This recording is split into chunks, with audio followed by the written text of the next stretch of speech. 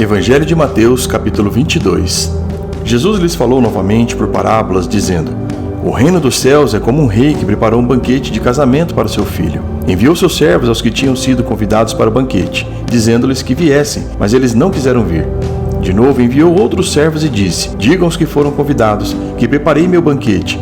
Meus bois e meus novilhos gordos foram abatidos, e tudo está preparado. Venham para o banquete de casamento. Mas eles não deram atenção e saíram, um para o seu campo, outro para os seus negócios. O restante, agarrando seus servos, maltrataram-nos e os mataram. O rei ficou irado e enviou o seu exército e destruiu aqueles assassinos e queimou as cidades deles. Então disse aos seus servos: O banquete de casamento está pronto, mas os meus convidados não eram dignos. Vão às esquinas e convidem para o banquete todos os que vocês encontrarem. Então os servos saíram para as ruas e reuniram todas as pessoas que puderam encontrar, gente boa e gente má. E a sala do banquete de casamento ficou cheia de convidados. Mas quando o rei entrou para ver os convidados, notou ali um homem que não estava usando veste nupcial. Ele perguntou: Amigo, como você entrou aqui sem veste nupcial? O homem emudeceu. Então o rei disse aos que serviam: Amarre-lhe as mãos e os pés e lance-no para fora nas trevas. Ali haverá choro e ranger de dentes, pois muitos são chamados, mas poucos são escolhidos. Então os fariseus saíram e começaram a planejar um meio de enredá-lo em suas próprias palavras. Enviaram-lhe seus discípulos junto com os herodianos, que lhe disseram: Mestre, sabemos que és íntegro e que ensinas o caminho de Deus, conforme a verdade. Tu não te deixas influenciar por ninguém, porque não te prendes à aparência dos homens. Diga-nos, qual é a tua opinião? É certo pagar imposto a César ou não? Mas Jesus, percebendo a má intenção deles, perguntou: Hipócritas, por que vocês estão me pondo à prova? Mostrem-me a moeda usada para pagar imposto. E eles mostraram 1 denário. E ele lhes perguntou: De quem é esta imagem na inscrição? De César, responderam eles. E ele lhes disse: Então deem a César o que é de César, e a Deus o que é de Deus. Ao ouvirem isso, eles ficaram admirados, e deixando, retiraram-se.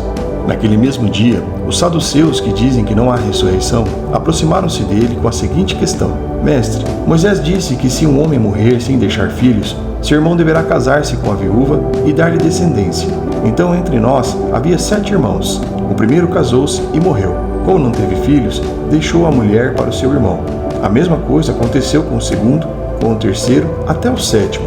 Finalmente, depois de todos, morreu a mulher. Pois bem, na ressurreição, de qual dos 7 ela será esposa, visto que todos foram casados com ela? Jesus respondeu: Vocês estão enganados, porque não conhecem as Escrituras nem o poder de Deus. Na ressurreição, as pessoas não se casam nem são dadas em casamento, mas são como anjos no céu. E quanto à ressurreição dos mortos, vocês não leram o que Deus disse?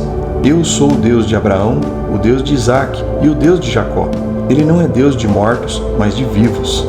Ouvindo isso, a multidão ficou admirada com seu ensino. Ao ouvirem dizer que Jesus havia deixado os saduceus sem resposta, os fariseus se reuniram.